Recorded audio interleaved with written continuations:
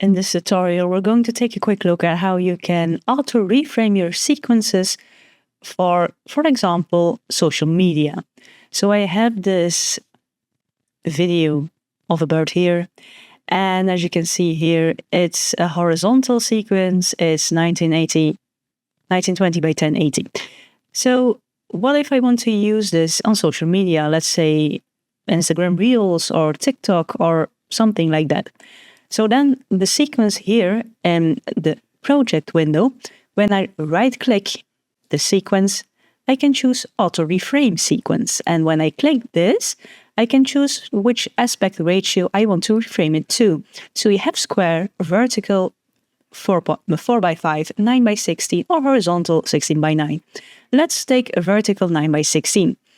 Then you have the clip nesting. Don't nest the clips. This will replace your current motion adjustments, or nest the clips, which will keep the motion adjustments but remove the transition. In this case, I just want to choose don't nest the clips. So I'm going to click Create. As you can see here, it has reframed. But what you can also do, Premiere chooses what it thinks is the best version with the subject in place. But what you can also do is in the Effect Controls window, you can adjust the position of the auto reframe and even work with keyframes. So if you have a keyframe here and then you want to move this bird more into center, and then check in your sequence if it stays in the center, and then just go through your entire sequence to see if everything stays or is visible where it needs to be visible. And just play around with that to make sure that your subject stays in place where it needs to be. But that's the easy way how you can also reframe your sequences, because this was my previous sequence where I started with.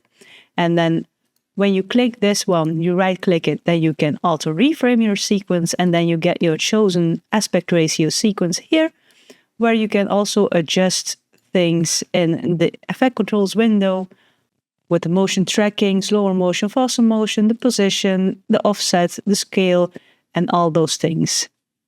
Really nice option in Premiere Pro to also reframe your sequences to have another aspect ratio of your same video. Let me know in the comments below if you liked this video. Be sure to press the thumbs up button if you did. Press that subscribe button to see more of my videos. I have new ones going live every week. And for now, thank you for watching my video. Stay creative, and I hope to see you in the next one.